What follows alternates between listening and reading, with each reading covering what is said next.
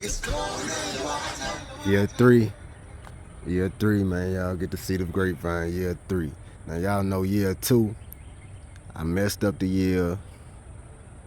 The plan last year was to cut them low and then let her grow and the grape to be focused in this area. I just want to focus the growth in one single area, and I want less grapes than the root system will allow, if that makes sense. I want a root system that can sustain more grapes but focusing on less grapes. And with that, we should get plumper grapes. Well, you see, when I did that, it was the old vines, the last year vines, that was gonna drop next year, the following year. So when I did that, I cut all the older vines, and then all I got was the newer vines.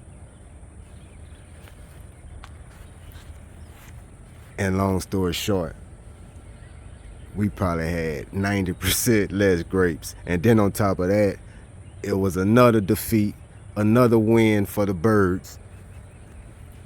If you're not familiar with this channel, we already done broke down how the birds rock. You see how the birds rock is the same way you watching them grapes for ripeness is like they watching it for ripeness. When it's green, I ain't gonna mess with it, they ain't gonna mess with it. When it's burgundy, I ain't gonna mess with it, they ain't gonna mess with it. And if you're from a place other than the South, you probably will say, I'm not messing with it and they're not messing with it. But I'm from the South, so I say, I ain't messing with it, they ain't messing with it. But the moment you in your head say, all right, they right there, I'm coming in the morning.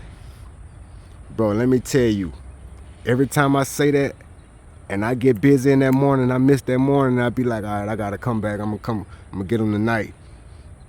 Bro, when I come back, they gone. So I tried to build a Fort Knox last year. Last year just was a bust, man, for the grapevine. So I tried to build a Fort Knox last year to keep the birds out. That's when you see all the cage, man. I had the cage all around it. But see, what that did was it confined the vines. So instead of bursting out and everybody getting their sun, it just bunched everything up. And it just was a disaster. So then on top of that, I told you I had to cut the vines too low, not realizing that it was them vines from last year that was gonna give me all the grapes. So I bunched her up, which she free now. This year I didn't cut her, I ain't touch her, but I did all my trimming at the end of last season. So at the end of the season, I did all my trimming. I say, however it grow. I ain't messing with it, and we gonna let her go. But long story short, man, check her out. Man, it look like the best season is here, dog. Oh, baby girl, whoever listening, it's like the best season is here. I left alone, so I'm about to focus on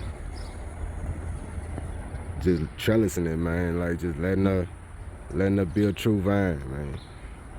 I gotta let her be a true vine. But it's popping this year.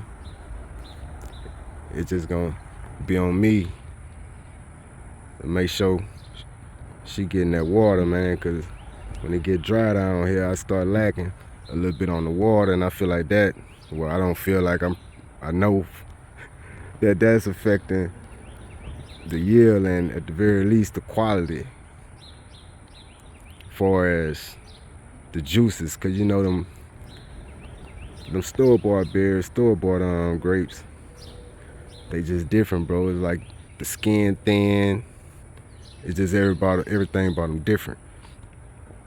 And these homegrown grapes, the skin could be a little thick, and all you got is that little sweet little center, like a little piece of candy in the middle. but I want a little bit more water weight on them if I can. And I think if I can get a little bit more water weight on them, it'll be a little plumper this year. But man, that's how we looking on the grapevine, man. I might do a time lapse on them this year. We'll see how it go. Holla at me. It's Codename. We back in the garden. Springtime. Here. Holla at me. One. It's Codename.